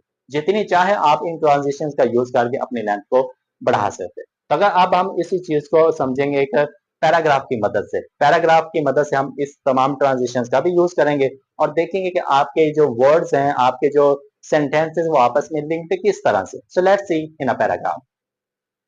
Education gives people knowledge. Moreover, so it is your first transition. Moreover, it improves our skills. However, number 2, however, who are deprived of education, they face poverty. Education is necessary because, transition number 3, because it improves our economy. For example, transition number 4. For example, an educated person understands things better. And the last one, last transition, finally. It prepares people for all the challenges of life. जी, तो ये था जी आपका paragraph. इस paragraph के अंदर जो आपने 5 तरह की ट्रांजिशंस पढ़ी, उनमें से एक एक वर्ड उठा के हमने एग्जांपल्स के अंदर पुट कर दिया। आप इन वर्ड्स का बार बार भी यूज कर सकते हो और बाकी जो वर्ड्स हैं उनका भी आप अच्छे तरह से यूज करके अपनी लेंथ को आराम से बढ़ा सकते हो। तो ट्रांजिशंस का जो यूज किया जाता है वो बॉडी पैराग्राफ्स के अंदर यूज किया जाता है ताकि आप अपने जुमलों को, अपने पैराग्राफ्स को अच्छे तरीके से बढ़ा के एक अच्छा सा ऐसे लिख सके। तो ये जी heading number 3। Heading number last आ जाता है जी हमारे पास कंक्लूजन। कंक्लूजन एक लास्ट पैराग्राफ होता है जिसके अंदर आप अपनी बताई हुई बात को मुकम्मल करते हो। जो ऊपर एक चीज चलती आ रही है तो उसको इख्तिताम करते हो, उस चीज का इख्तिताम करते हो और आप एक इफेक्टिव वे में इस चीज का इख्तिताम करते हो। तो इसको खत्म करने के लिए 3 से 4 तरीके होते हैं। 4 तरह से आप कंक्लूजन लिखते हो। वो 4 तरीके कौन सा है? Number 1 is immediate conclusion, number 2 is retrospective conclusion, number 3 is reflective conclusion and number 4 is projective conclusion. ये 4 तरह का कंक्लूजन होता है जो आप अपने लास्ट पैराग्राफ के अंदर उसका यूज कर सकते हैं। इमीडिएट कंक्लूजन क्या होता है? जिस तरह से ऊपर से सेंटेंसेस पैराग्राफ्स चलते आ रहे हैं उसी तरतीब से अगर आप सेंटेंसेस लिख रहे हैं तो आपका एम्बेडेड कंक्लूजन कहलाएगा। मीन्स के जब आपने एक ऐसे लिखा, आखिरी पैराग्राफ के अंदर आपने इसको कंक्लूड करना है तो ऊपर वाले सारे ऐसे की आप एक समरी छोटी सी दे दोगे, उसका नतीजा बता दोगे। इट मीन्स कि आपने जिस फ्लो के साथ ऊपर से चले आ रहे थे उसी फ्लो के साथ एक चीज को एंड कर दिया, तो बेसिकली आपका एम्बेडेड कंक्लूजन कहलाता है। रिट्रोस्पेक्टिव। रिट्रोस्पेक्टिव के अंदर क्या होता है जी, आप एक ऐसे लिख रहे हो, एंड पे जो आपने कंक्लूजन देना होता है वो आपने एक रेफरेंस के तौर पे देना होता है और जो आपने रेफरेंस देना होता है वो आपने हिस्ट्री का देना होता है। जब आप अपनी राइटिंग के अंदर किसी हिस्ट्री का रेफरेंस देते हो तो बेसिकली रिट्रोस्पेक्टिव कंक्लूजन कहलाता है। Number 3 is reflective conclusion. Reflective conclusion के अंदर आप क्या करते हो कि कोई सोचने वाली बात दे देते हो, कोई ऐसा जुमला, कोई ऐसा पैराग्राफ लिख देते हो कि जिसके अंदर सामने पढ़ने वाला उस जुमले को, उस पैराग्राफ को पढ़ के सोच के अंदर पढ़ जाएगा कि इसके अंदर बात क्या की गई। और आखिरी जो चीज होती है वो प्रोजेक्टिव होता है। What is projective? Basically projective के अंदर आप एक फ्यूचर की बात कर देते हैं, आप एक मुस्तकबिल के लिए एक पेशेंट गोई कर देते हैं कि अगर फ्यूचर के अंदर ऐसा होगा तो उसका जो रिजल्ट है वो इस तरह से निकल सके, तो उसके एक प्रोजेक्टिव कंक्लूजन क्या है। So basically this is all about topic number 4, ऐसे ऑर्गेनाइजेशन एंड स्ट्रक्चर। ऐसे ऑर्गेनाइजेशन को इस तरह से ऑर्गेनाइज किया जाता है और इस तरह से उसका एक स्ट्रक्चर बनाया जाता है ताकि पढ़ने वाले को अच्छे तरीके से चीजें समझ में आ जाए। जी, तो अब बात कर लेते हैं अपने टॉपिक नंबर 5 की। Topic number 5 is much easy as compare to others. आप ये चीज पहले भी पढ़ चुके हैं। Topic number 5 is different types of expository writing. Expository writing के आपने डिफरेंट टाइप्स को डिस्कस करना है। ये चीज हम पहले भी डिस्कस कर चुके हैं, लेकिन इसके अंदर आपने थोड़ी सी चेंजेस लेके आनी। Different types of expository writing. So basically in this topic we will discuss 5 things. 5 चीजों को डिस्कस करेंगे। Type number 1 is description and illustration. Type number 2 is classification. Type number 3 is effect and cause. Type number 4 is contrast, comparative, and the last one is process analysis. These are the 5 types of expository writing. Expository writing ये आपके सामने 5 types हैं। अब एक एक करके इनको जल्दी से हम डिस्कस कर लेते हैं। Description and illustration. डिस्क्रिप्शन क्या होता है? जो डिस्क्राइब से निकला है। जब आप एक चीज को मुकम्मल तौर पे, वाज़ेह तौर पे डिफाइन कर देते हो, डिस्क्राइब कर देते हो, इस तरह से डिस्क्राइब करते हो कि उसके अंदर हर एक कमी, हर एक कोताही को आप अच्छे तरीके से वाज़ेह कर देते हो कि सामने वाले को और कोई चीज पढ़ने की जरूरत पेश ना आए, तो वो आपकी डिस्क्रिप्शन होगी। What is illustration? इलस्ट्रेशन क्या होता है? आप जब चीजों को डिस्क्राइब कर रहे होते हैं, उन चीजों को डिस्क्राइब करते हुए साथ आप एग्जांपल्स भी दे रहे होते हैं, तो वो बेसिकली इलस्ट्रेशन कहलाता है। आप अपने टॉपिक को डिस्क्राइब कर रहे हो, डिस्क्राइब इस लिहाज से कर रहे हो, साथ साथ उसके एग्जांपल्स दे रहे हो ताकि पढ़ने वाले के वो सेंसेस को छू ले, पढ़ने वाले की अटेंशन को अपनी तरफ खींच ले। तो बेसिकली डिस्क्रिप्शन एंड इलस्ट्रेशन बने। फॉर एग्जाम्पल जी, if our topic is the importance of education. The importance of education के अंदर अगर मैं एक जुमला बोलूं, a person without education is like a bird without wings. ये एक जुमला है जी कि एक बंदा जिसके पास तालीम नहीं होती, वह तालीम याफ्ता नहीं होता, वो उस परिंदे की तरह होता है जिसके पर नहीं होते, विंग्स नहीं होते। अब जब परिंदे के पास पर नहीं होंगे तो वो अपनी मंजिल तक नहीं पहुंच सकता। इसी तरह जो बंदा एजुकेटेड नहीं है, एजुकेशन उसके पास नहीं है, तो वो भी अपनी मंजिल तक नहीं पहुंच सकता। तो मैंने एक चीज को वजाहत दी, इस तरह से वजाहत दी कि हर एक चीज क्लियर हो गई, आपको हर एक चीज अच्छे तरीके से समझ में आ गई। और जो चीज आपको समझ में आई वो किसकी मदद से आई है? एक एग्जाम्पल की मदद से। तो जो चीज मैंने वजाहत की वो आपकी डिस्क्रिप्शन, और जो मैंने एग्जाम्पल की मदद से आपको चीज समझाई कि वो ऐसा परिंदा होगा जिसके विंग्स नहीं होगा, तो बेसिकली उसकी इलस्ट्रेशन कहलाए। So this is called description and illustration. Number 2 is classification. What is classification basically? Classification क्या होता है? Classification चीजों की तकसीम होता है। आप अपने टॉपिक को तकसीम कर देते हो, डिवाइड कर देते हो, उसको कैटेगराइज कर देते हो। जब आप अपने टॉपिक को कैटेगराइज करते हो तो हर एक कैटेगरी को आप अच्छे तरीके से डिफाइन करते हो, उसकी भी वजाहत करते हो, तो बेसिकली क्लासिफिकेशन एक्सपोजिटरी राइटिंग बना। फॉर एग्जाम्पल हम बात करें the importance of education. Education को अगर मैं पकड़ूं, टाइटल को पकड़ूं, अगर मैं इसके कैटेगराइज करूं, so I can say there are 3 types of education: formal education, informal education and non formal education. तो क्या किया मैंने? टॉपिक को डिवाइड कर दिया, टॉपिक को क्लासिफाइड कर दिया। अब इन 3 टॉपिक्स को ही मैं बयान करूंगा। फॉर्मल एजुकेशन, ऐसी एजुकेशन जो स्कूलों के अंदर, कॉलेजेस के अंदर या यूनिवर्सिटीज के अंदर दी जाती है, वो फॉर्मल एजुकेशन कहलाती है। तब मैंने एक कैटेगरी को डिफाइन कर दिया। दूसरी कैटेगरी इनफॉर्मल। इनफॉर्मल एक ऐसी एजुकेशन होती है जो घर पे आप हासिल करते हैं, अपने पेरेंट्स, अपने मामा पापा, ब्रदर सिस्टर या अपने रिश्तेदारों दोस्तों से जो आप एजुकेशन लेते हो, वो बेसिकली इनफॉर्मल कहलाती है। So I have described the second category. Number 3 in non formal. Non formal जो आपके कोर्सेज होते हैं, जो आपके प्रोग्राम्स होते हैं, जो आपके ट्रेनिंग सेशंस होते हैं, उनसे जो कुछ आप लेते हो, एजुकेशन लेते हो, बेसिकली आपकी नॉन फॉर्मल होती है। तो ये देखें जी, मैंने एक टॉपिक लिया, उसको क्लासिफाइड किया, क्लासिफाइड करने के बाद एक एक कैटेगरी को मैंने डिस्क्राइब किया, उसको एक्सप्लेन किया। तो इस तरह की जो कैटेगरी कहलाएगी वो क्लासिफिकेशन एक्सपोजिटरी कहलाएगी। नंबर 3 पे हमारे पास कैटेगरी टाइप आ जाती है जी, cause and effect. Cause and effect आप पहले भी चीजों को पढ़ चुके हैं कि आपने कुछ ऐसे सेंटेंसेस कुछ ऐसा कुछ लिखना होता है कि जिसके अंदर आप पहले वजह बताते हो, फिर उस वजह का रिजल्ट भी बताते हो। याद रखिएगा इसके अंदर नेगेटिव और पॉजिटिव दोनों ही चीजें आ जाए। फॉर एग्जाम्पल जी, इंपॉर्टेंस ऑफ एजुकेशन को ही लें, तो अगर इंपॉर्टेंस ऑफ एजुकेशन की पहले मैं कॉज बताऊं, वजह बताऊं कि जो बंदा तालीम हासिल नहीं करेगा, ये मैंने वजह बता दी, इसका रिजल्ट क्या निकलेगा, तो वो जिंदगी के अंदर कामयाब नहीं हो सकता, वो गुर्बत का सामना करेगा, वो और दूसरी भी हर्डल्स, दूसरी परेशानियों का भी सामना करेगा। तो ऐसी चीजें जिसके अंदर आप पहले कॉज बताते हो, कॉज बताने के बाद उसका इफेक्ट या उसका रिजल्ट बताते हो, तो वो जो राइटिंग की टाइप बनती है वो बनती है cause and effect expository writing. Number 4 पे जी हमारे पास आ जाता है जी प्रोसेस एनालिसिस। प्रोसेस एनालिसिस के अंदर क्या चीज होती है? प्रोसेस एक अमल होता है और ये एक ऐसा अमल होता है जिसको हम स्टेप बाय स्टेप एक तरतीब के साथ, लॉजिकल अरेंजमेंट के साथ चीजों को लेके चलते हैं। अगर आप कोई चीज लिख रहे हैं, राइट कर रहे हैं, उसकी एक तरतीब के साथ, सीक्वेंस के साथ, स्टेप बाय स्टेप उस चीज को बता रहे हैं, तो बेसिकली वो आपकी प्रोसेस एनालिसिस कहलाएगा। फॉर एग्जाम्पल अगर हम एजुकेशन की ही बात करें, तो एजुकेशन का जो प्रोसेस स्टार्ट होता है वो स्कूल से होता है, छोटी क्लासेस से होता है। स्कूल के बाद वही प्रोसेस चला जाता है कॉलेज के अंदर, कॉलेज के बाद वही प्रोसेस चला जाएगा आपके यूनिवर्सिटीज के अंदर। तो ये जो प्रोसेस चल रहा है वो स्टेप बाय स्टेप चल रहा है, एक तरतीब के साथ चल रहा है। तो अगर चीज तरतीब के साथ चले, प्रोसेस के साथ चले, स्टेप बाय स्टेप चले, तो बेसिकली प्रोसेस एनालिसिस एक्सपोजिटरी कहलाती है। And the last one is comparative.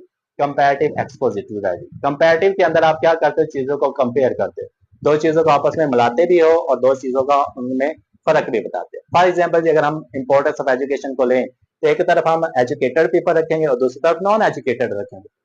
तो इसके अंदर जो सिमिलैरिटी हम निकालेंगे वो ये निकालेंगे, दोनों ही मनी कमा रहे हैं, दौलत कमा रहे हैं, पैसा कमा रहे हैं। अगर हम इसके अंदर कंट्रास्ट को लेके आए, फर्क को लेके, तो हम कहेंगे जो नॉन एजुकेटेड होते हैं, अनएजुकेटेड लोग होते हैं, उनको बात करने का इतना अच्छा अंदाज नहीं आता।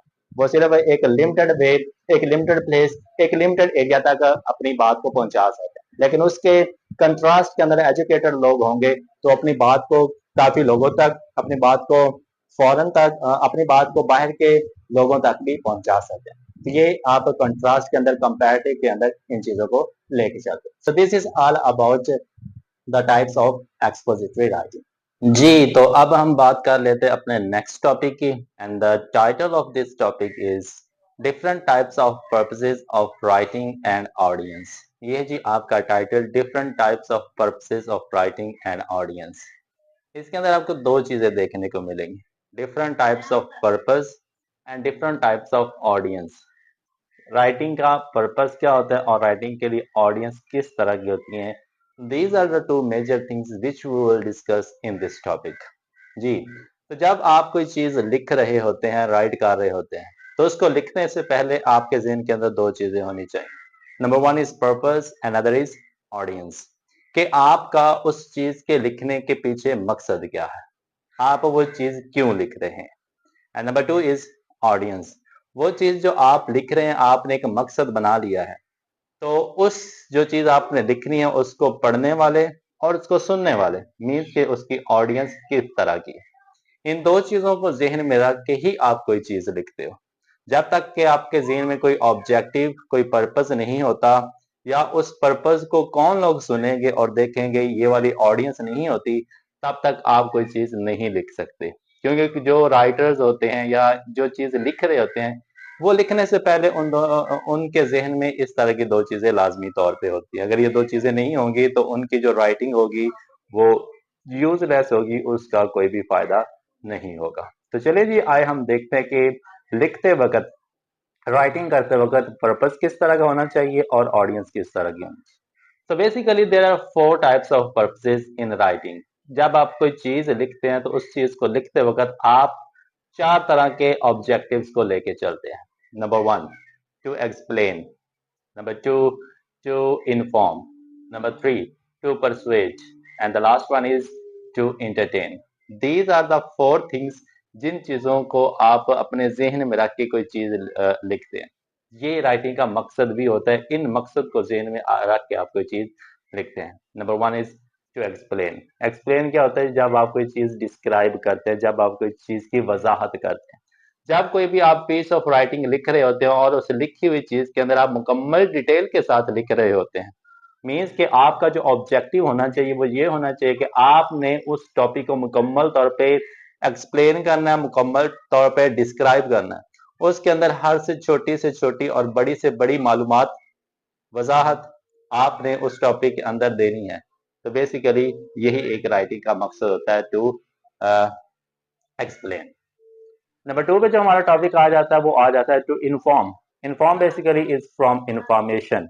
जब आपने अपनी राइटिंग के अंदर इंफॉर्मेशन देनी होगी, मालूमात देनी होगी, और मालूमात किसी भी नौयत की हो सकती है, अच्छी भी हो सकती है, बुरी भी हो सकती है, कम भी हो सकती है, ज्यादा भी हो सकती है, किसी भी नौयत की मालूमात हो सकती है।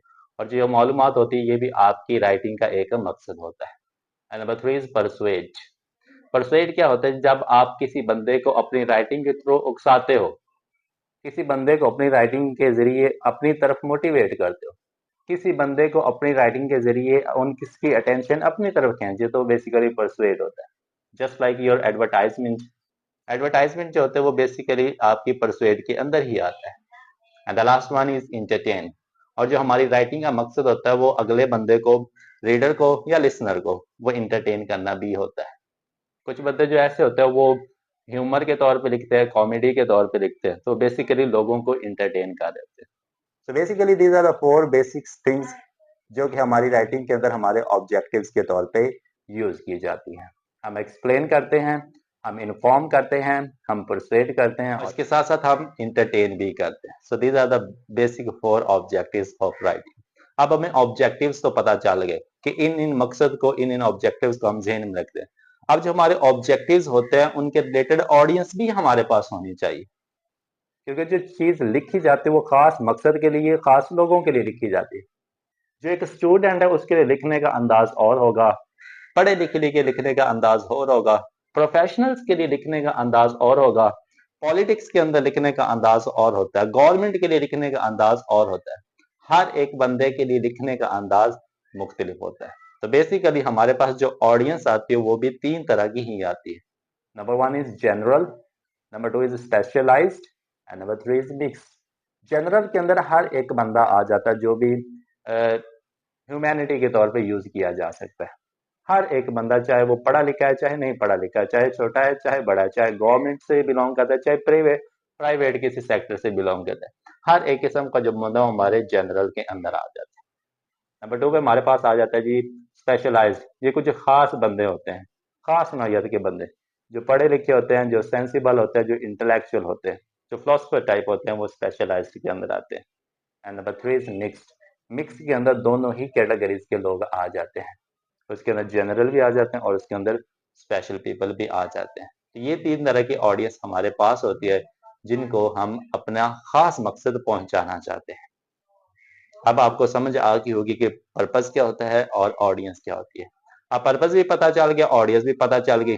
अब जब हमने ऑडियंस से एड्रेस करना है तो उसके लिए आपको अपना स्टाइल भी जहन में रखना होगा और अपनी टोन भी जहन में रखनी होगी। जब आपकी आप बात कर रहे हैं राइटिंग के जरिए, लिख के दे रहे हैं, तब आपका स्टाइल मैटर करता है। और जब आप अपनी बात पहुंचा के अपनी बात बोल के पहुंचा रहे हैं, तब आपकी टोन मैटर करती है। तो स्टाइल और टोन भी आपका पैगाम पहुंचाने के लिए बहुत मैटर करती है। तो स्टाइल और टोन भी अकॉर्डिंग टू द ऑब्जेक्टिव और according to the audience vary करता रहता है। स्टूडेंट से फॉर एग्जाम्पल जी, अगर आपकी बात को सुनने वाले और देखने वाले स्टूडेंट्स हैं, तब आपकी टोन और जो आपका ये स्टाइल होगा बिल्कुल फॉर्मल होगा। स्टूडेंट से आप हर एक चीज देख के यूज करते हो, स्टूडेंट से आप हर एक चीज की तमीज करते हुए बात को करते हो। लेकिन जब आप दोस्तों के अंदर बात करते हो तब आप इन चीजों का ख्याल नहीं रखते। हर एक सिचुएशन पे, हर एक बंदे से आपकी टोन और आपका जो स्टाइल है वो वेरी करता रहता है। तो ये 3 चीजें थी आप जी आपके इस टॉपिक के अंदर।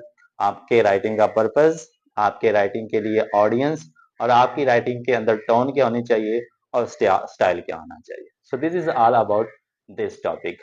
अब हमने इसी टॉपिक को अप्लाई करना है एग्जाम्पल पे, क्योंकि हम एक ही एग्जाम्पल को लेके चाह रहे थे, that is the importance of education. अब द इम्पोर्टेंस ऑफ एजुकेशन, हमने एक चीज राइट करनी है।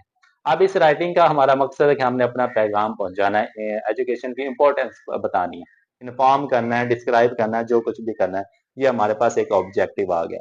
अब हमने अंदर से ऑडियंस ढूंढनी है कि हम किस तरह की ऑडियंस को अपना पैगाम पहुंचा सकते हैं। For example the importance of education, जब ये ऐसे मैं लिखूंगा स्टूडेंट्स के लिए, तो मैं किन अल्फाज का यूज कर सकता हूँ, यू विल टेल मी।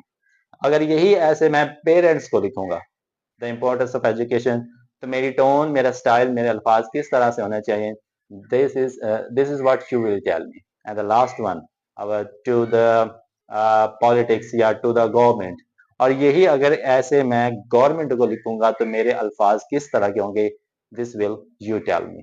तो ये कुछ चीजें हैं जो आप अपने एग्जाम्पल के थ्रू इन तमाम चीजों के ऊपर अप्लाई कर सकते हैं। Now we are going to discuss our next and last topic. तो अब बारी आती है हमारे इस सब्जेक्ट के लास्ट टॉपिक की, दैट इज एथिकल कंसिडरेशन। जी, तो हमारा जो लास्ट टॉपिक है उसका नाम है एथिकल कंसिडरेशन। पहले हम इस टाइटल को समझ लेते हैं, फिर हम देखेंगे इसके अंदर हम किन किन चीजों को रीड आउट करेंगे। Ethical consideration, what is consideration? कोई भी काम करने से पहले, कोई भी चीज लिखने से पहले, कुछ भी बोलने से पहले, व्हेन यू स्टार्ट थिंकिंग, जब आप सोचना शुरू कर देते हैं कि मैंने इस चीज के रिलेटेड क्या बोलना है, क्या लिखना है, गौर फिक्र करना, थॉट्स के अंदर चले जाना, वो बेसिकली कंसिडरेशन होता है। एथिकल, एथिकल कहते हैं इखलाकियात को। आपको पता है कि हर एक चीज के अंदर कुछ ना कुछ इखलाकियात पाई जाती है। तो जब आप कोई चीज लिख रहे हो, लिखने से पहले आप सोचे कि आपने जब लिखना है तो किस इखलाकियात के दायरे के अंदर रह के आपने लिखना है। तो इसके लिए जो आपकी ऑडियंस है वो बहुत ज्यादा मैटर करती है। ऑडियंस की बेस पे आप अपनी एथिकल कंसिडरेशन को लेके चलते हो। जिस तरह की ऑडियंस होगी उस तरह के आप अंदर एथिक्स को पुट करोगे, और उन्हीं तरह से आप कंसिडर उन चीजों को करोगे और आप उसके रिलेटेड ही लिखना शुरू कर दे। क्यों? क्योंकि लिखने का मकसद सिर्फ इंफॉर्मेशन करना, डिस्क्राइब करना, ये चीजों की वजाहत करना ही नहीं होता। लिखने का मकसद ये भी होता है कि हम जिसको लिख रहे हैं उसको करेक्ट इंफॉर्मेशन पहुंचाए, उसको इम्पार्शियल इंफॉर्मेशन पहुंचाए, उसको एक रिस्पॉन्सिबल हम इंफॉर्मेशन दे सकें। इंफॉर्मेशन देने के अलावा इसका एक मकसद ये भी होता है। सो बेसिकली एथिकल कंसिडरेशन के अंदर सबसे पहले तो आपको चार चीजों को जहन में रखने की जरूरत है कि वो कौन कौन सी एथिक्स है जिनको आपने जहन में रखा। Number one is truthfulness and accuracy, कि जब आप एक चीज को लिख रहे होंगे कोशिश करें कि उसके अंदर आप झूठ का सहारा ना लें, उसके अंदर गलत मालूमात मत पुट करें। जो भी चीज लिखें वो आपकी ट्रस्ट पे होनी चाहिए, वो आपकी ट्रुथ बेस होनी चाहिए, और वो आपकी एक्यूरेट होनी चाहिए। उसके अंदर गलत मवाद, झूठ वाला मवाद आप पुट नहीं कर सकते, ये भी एथिक्स होता है। Number two, always avoid plagiarism. Plagiarism कहते हैं कॉपी पेस्ट करना, कि जिस तरह से आप एक चीज पढ़ते हो उसी तरह से लिख देते हो। जो चीज आपने गूगल के ऊपर सर्च की वही चीज आपने कॉपी करके अपनी राइटिंग के अंदर कर दी। ये भी एथिक के दायरा कार के अंदर नहीं आता, तो आपने प्लेजरिज्म से भी बचना है। Number three, you must avoid from objectivity. अपना पर्सनल ओवरव्यू देने से भी आपने बचना है। क्यों? क्योंकि आप सिर्फ अपनी जात के लिए ही नहीं लिख रहे होते। आप जो चीज लिख रहे होते हो वो उसका मकसद होता है इंफॉर्मेशन पहुंचाना, उसका मकसद होता है चीजों को डिस्क्राइब करना, उसका मकसद होता है चीजों का एक्सप्लेन करना। तो जिस तरह चीजें होंगी उन्हीं की हद के अंदर रह के आप उन चीजों को डिफाइन करते हो। उसके अंदर आप अपना पर्सनल व्यू, पर्सनल ओपिनियन कभी भी नहीं देते। तो ये भी एक अखलाकियात के अंदर, लिखने के अखलाकियात के अंदर चीज आती है कि आप उसके अंदर ऑब्जेक्टिव नहीं होते, आप अपनी राय नहीं देते, आप अपनी जात की बातें उसके अंदर नहीं कर सकते। एंड द लास्ट थिंग, और इसके अंदर आपने, you need to give respect to the audience. और जो आपने ऑडियंस का भी ख्याल रखना होता है कि किस तरह के लोगों को आप चीज पहुंचाना चाहते हो, आप किस तरह के लोगों से बात कर रहे हो, किस तरह के लोगों को चीज लिख रहे हो, अकॉर्डिंग टू द ऑडियंस आपने अपनी चीजों को भी लेके जाना। फॉर एग्जाम्पल, अगर आप स्टूडेंट है, स्टूडेंट के लिए एथिकल कंसिडरेशन जो मेरे जहन में होनी चाहिए वो ये कि आप स्टूडेंट से वो अब्यूसिव लैंग्वेज के अंदर बात नहीं कर सकते। आप स्टूडेंट्स के अंदर वल्गर टाइप की जो लैंग्वेज वो यूज नहीं कर सकते। ये एथिक्स होती है ना। तो जो ऑडियंस है वो हमारे पास स्टूडेंट्स है, स्टूडेंट के साथ हमेशा जो बात की जाती है वो फॉर्मल वे के अंदर की जाती है। तो इसी तरह आप ऑडियंस को जहन के अंदर रख के भी अपने जो एथिक्स है उनका यूज करते हैं। So these are the four basic things जो कि आपको एथिकल कंसिडरेशन के अंदर चीजें जहन में रखने की जरूरत है। Now come to our first topic. अब हम बात कर रहे थे जी अपने पहले टॉपिक की। जो एथिकल कंसिडरेशन के अंदर पहला टॉपिक है, यू कैन से कि ethical consideration of expository writing. Expository writing करते वक्त कौन सी एथिकल कंसिडरेशन है जो आप जहन में रख सकते। सो the very first one is ensuring original text. Ensuring original text का क्या मतलब होता है कि जो आप चीज लिख रहे हैं ना, कोशिश करें कि वो सेल्फ राइटिंग होनी चाहिए। आपने एक चीज पढ़ी, एक चीज को पढ़ने के बाद आपने उस चीज से क्या कुछ समझा, वही आप चीज लिख देते हैं। तो ये जो चीज कहलाएगी वो इंश्योरिंग ओरिजिनल टेक्स्ट कहलाएगा या इंश्योरिंग ओरिजिनल राइटिंग कहलाएगी। इसके अंदर मजीद आपको दो चीजें देखने को मिलेगी। जो सबसे पहली चीज देखने को मिलेगी वो चीज है फाइंडिंग क्रेडिबल सोर्स। ये पहली चीज है, फाइंडिंग क्रेडिबल सोर्स। और दूसरी जो चीज है वो है एवोल्यूशन इंफॉर्मेशन। ये इसी टॉपिक के अंदर दो चीजें आपने ध्यान में रखनी है। Finding credible source, finding credible source का मतलब होता है कि आपने एक काबिल यकीन सोर्स ढूंढनी होती है। जहां से आपने पढ़ा वो एक क्रेडिबल सोर्स होनी चाहिए। फॉर एग्जाम्पल, अगर एक टीचर है, टीचर जब स्टूडेंट्स के सामने लेक्चर को प्रेजेंट करता है तो उसकी जो ओरिजिनल टेक्स्ट होता है, उसकी जो क्रेडिबल सोर्स होती है वो एक बुक होती है। तो book is the credible source. एक जो बुनियाद होती है चीज की, वो आपकी एक क्रेडिबल सोर्स होती है। तो कोशिश करें जब भी आप कोई चीज लिख रहे हो, जब भी आप कोई चीज प्रेजेंट कर रहे हो, जब भी आप कोई चीज दूसरे के सामने पेश कर रहे हो, उनकी जो सोर्स होनी चाहिए ना, वो क्रेडिबल होनी चाहिए, वो बिलीवेबल होनी चाहिए कि दूसरे बंदे को ये लगे कि जो चीज हमारे सामने आ रही है वो ऑथेंटिक आ रही है, वो एक्यूरेट आ रही है, उसमें किसी किस्म की झूठ की गुंजाइश नहीं है। नंबर टू, जो इसी टॉपिक के अंदर जो दूसरी चीज आपने ध्यान में रखनी, वो रखनी एवोल्यूशन इंफॉर्मेशन।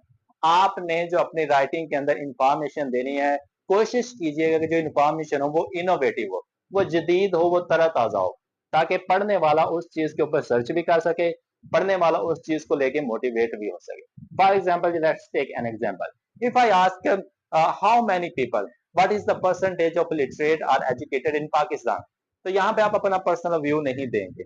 यहाँ पे आप जो एवोल्यूशन इंफॉर्मेशन देंगे वो यूनेस्को, UNESCO की जो रिपोर्ट है 2024 की, वो आप लोगों के सामने पेश करोगे। तो ये जो आपकी इंफॉर्मेशन होगी वो एवोल्यूशन होगी। इसके अंदर आपको झूठ का सहारा नहीं लेना पड़ेगा, जो चीज होगी ना वो वैलिड आपके दूसरों के सामने हो जाए।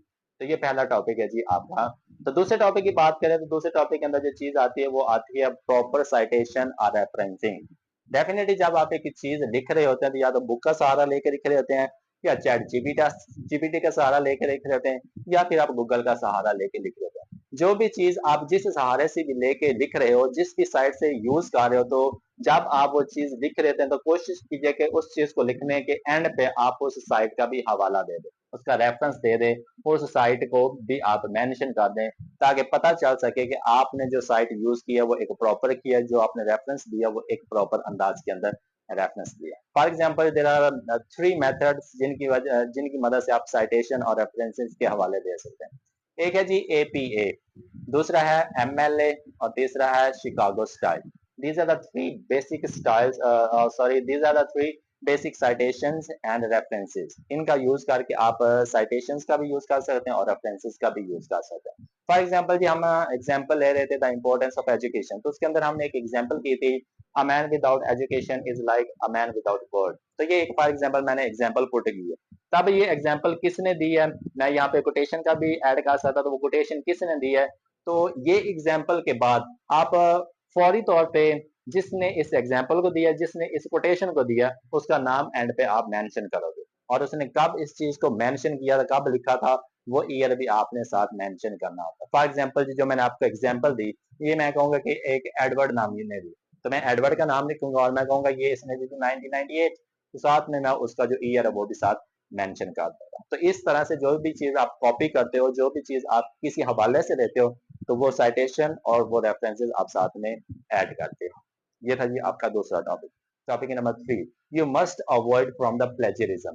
प्लेजरिज्म से आपने इन चीज से बचना है, लाजमी तौर पर बचना है। प्लेजरिज्म आपकी राइटिंग को फेक कर देती है, प्लेजरिज्म आपकी राइटिंग का जो इंटरेस्ट है वो टोटल पे खत्म कर देती है, प्लेजरिज्म आपकी राइटिंग को जो ऑथेंटिसिटी है ना वो उसको भी कम कर देती है। कभी भी अपने राइटिंग के अंदर प्लेजरिज्म का आप यूज मत कीजिए जी। द लास्ट टॉपिक, इस टॉपिक के अंदर जो लास्ट हेडिंग आ जाती है वो आ जाती है इंटीग्रेटिंग ऑफ कोटेशंस।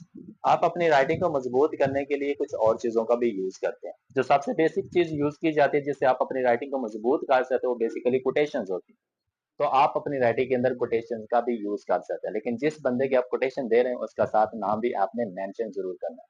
कोटेशन क्या होती है? किसी का जो एक मशहूर कॉल होता है, किसी की मशहूर बात होती है, वो आप अपनी राइटिंग के अंदर यूज़ कर सकते हैं। ये भी एक एथिक होता है कि जो चीज़ की आपने कॉपी की, उसके साथ आप नेम भी मेंशन कर सकते हैं और इसके साथ-साथ आप पैराफ्रेज़िंग भी कर सकते हैं। पैराफ्रेज़िंग करके भी आप किसी चीज़ को दूसरों के सामने प्रेज़ेंट कर सकते हो। तो ये था जी आपके लास्ट टॉपिक के कुछ पार्ट्स, 4 पार्ट्स थे जो हमने डिस्कस कर लिए। तो ये था जी आपका पूरा का पूरा सब्जेक्ट एक्सपोजिटरी राइटिंग जो कि 7 टू 8 हेडिंग्स के अंदर 7 टू 8 टॉपिक्स के अंदर डिवाइड हुआ था। उम्मीद करता हूँ कि आपको जो पूरा का पूरा सब्जेक्ट है वो समझ में आ गया होगा। अगर समझ आ गया तो काइंडली मेरे यूट्यूब चैनल को सब्सक्राइब कर दीजिए, इस वीडियो को लाइक कर दीजिए और कमेंट करना मत भूलिएगा। Thank you so much. Have a nice day to all of you. अल्लाह ताला आप सबका हामी और नासिर हो। अल्लाह ताला आप सब लोगों को कामयाब करे। Have a nice day to all of you.